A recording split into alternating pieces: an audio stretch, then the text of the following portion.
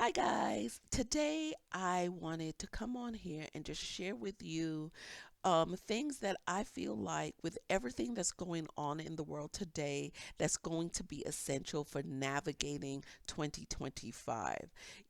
This is a little something different that I'm doing than I normally do, but you know what? It was important to me. I sat down, I thought about it, and I really wanted to share with you guys my thoughts and just get a really good discussion going about this. So, the first thing that I have determined and I have started doing is being selective in the things that I consume. And I'm not just talking about food either. I'm also talking about the things that I focus on, aka give my attention to, energy to. Remember, anything that you focus on, you are essentially investing your time and your energy in that thing. So I have determined that, and I have started to become even more selective than I was, say, in 2022 or 2023. I've just decided just to be more selective in the things that I watch, the things that I listen to, and the people that I have around me.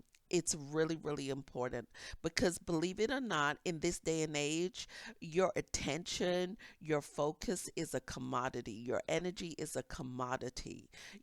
People are building whole entire social media platforms and becoming financially stable from having people invest their energy, like watching their channel, going back to the channel, rewatching their content. And this is generating money for individuals, myself, other people. It just is. It is what it is. So we have to be selective in what we give that energy to. Because let's be honest, just because you like something or in the moment you're enjoying that thing doesn't mean that it is good for you. It really doesn't, because there are many ways to enjoy yourself. Sometimes we enjoy ourselves by getting our ego stroked. Sometimes people enjoy themselves by seeing something work out, not work out for someone else. Sometimes we're being supportive. There's all different types of ways that in this day and age people are you know, enjoying that word of having fun. And just because in the moment you may determine it as fun doesn't mean that it is good for you. And I myself have determined to be more mindful of how the things that I give attention to, and how I derive my joy. I have really decided to be more selective in that. And just for full transparency, there was a time where I used to really enjoy reality TV. I used to enjoy watching things like The Real Housewives of Atlanta and different shows that had some really negative content in it. And this is no shade or no tea to those people that participated in the show, because honestly, I enjoyed a lot of the content, but the reality is that it wasn't the best thing for me. You know, yeah, I might have laughed, I might have kikied at it and stuff like that, but it just wasn't the best thing for me as a person. And I don't know if you understand that or not, and whether you do or not is really not relevant. All I know is that it was not the best thing for me. So it wasn't the best thing for me mentally. It wasn't the best thing for me physically or spiritually to take that type of content into my psyche. It just wasn't. So I had to stop, become selective, and I just stopped watching stuff like that. So that's my first point. Be more selective. My second point is, you know, it is really great to be aware of things that are going on because there is so much change. I myself, I live in America, and there's so much going on with the new government or the new regime, however you want to refer to it, that, you know, it is really important to be aware of what is going on because when you're aware, you have the knowledge to make better choices and to act accordingly, or more than act accordingly, do things that you know will be for your success. Implement things in your life. Make sure that you have um, the necessary tools and the necessary knowledge to make sure that you are living your best life. However, with social media and media in general, you know, you can become inundated with information. And that for me is not a good thing. Being inundated in information is not a good thing because there is a certain amount of fear mongering that is going on in the news system, in the in on social media, both intentionally and unintentionally, right? That can actually leave you in an emotionally distressed place. And you never want to be emotionally distressed. It can lead you to depression, actually. If you inundate yourself, mean repetitively watch the all the shenanigans of what is going on in our government and socially. So, what I have chosen to do is be aware. I get my information. What is important, I jot it down. I implement it if I need to get a certain type of ID. If I need to make sure my passport's up to date, I make sure I do all of the things that I need to do, and I move on. I until something new comes up, I try my best not to keep on watching the same thing over and over again. And then the last thing that I do want to mention, because I don't want this to be too long and I'm really not lecturing anyone, I just want to make sure that I share this with everybody. The last thing that I have been doing, and actually I've been doing this for a while now, a few years now, is saving my money. I have been literally saving my money, Um, and when I say saving my money, even going back to the whole energy thing, because your money is an extension of you, it's an extension of your energy. You know what I mean? And so, with that being said, I strategically determine where I am going to spend my money. And I make sure that I am investing my money. And with investing, I do want to say this: it is wonderful to invest your money, but please do not invest more than you are willing to lose, especially if you are investing in something that is risky, has a high risk factor. You understand? You really want to invest as much as you're willing to lose. Also, diversify. Diversify your investments.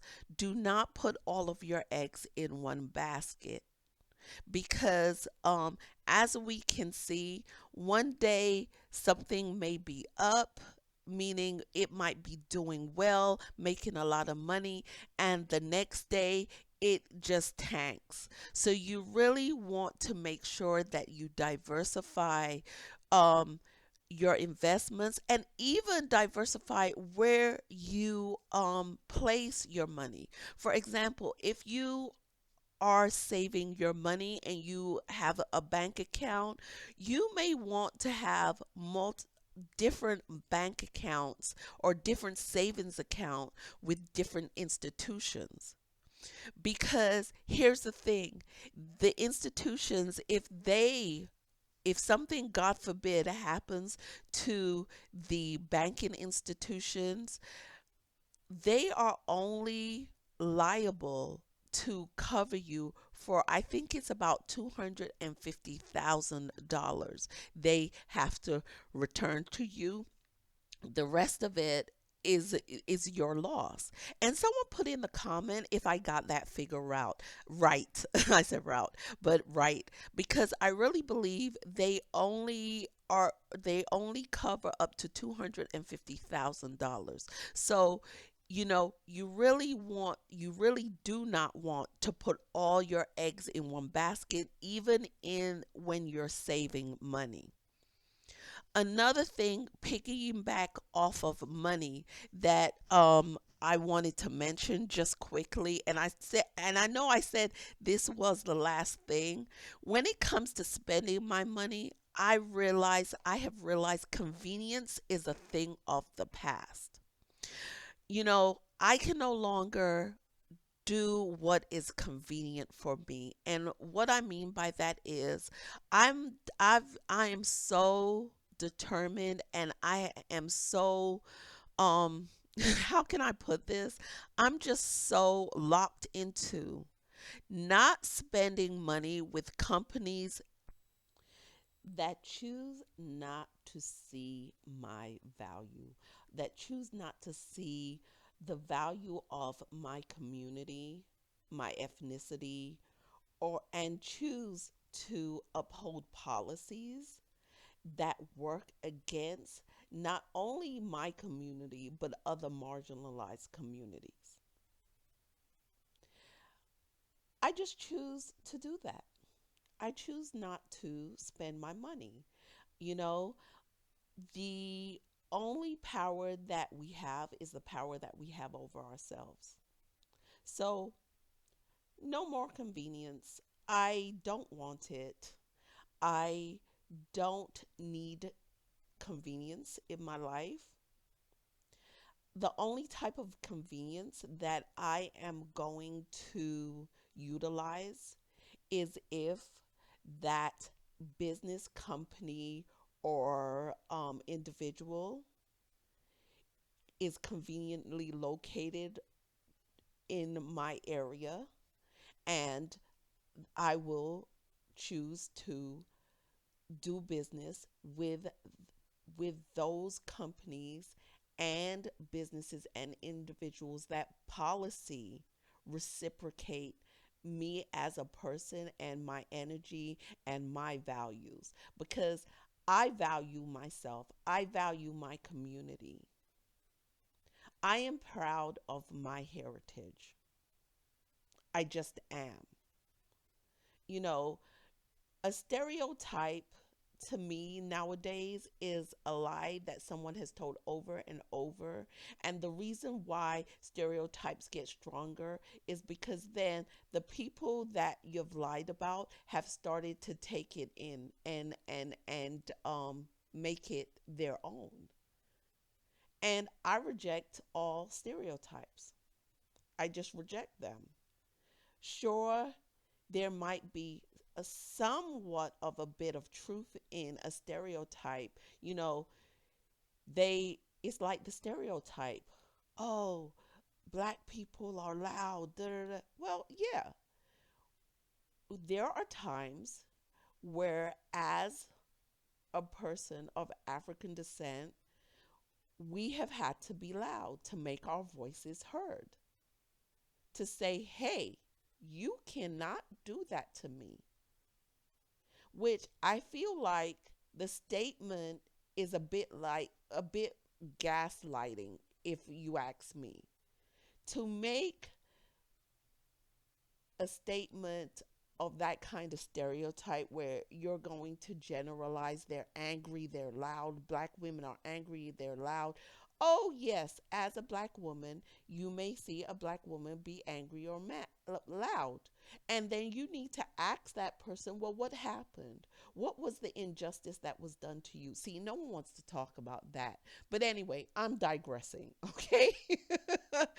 I'm getting on a little bit of a soapbox tangent and digressing. That is for a discussion of another time.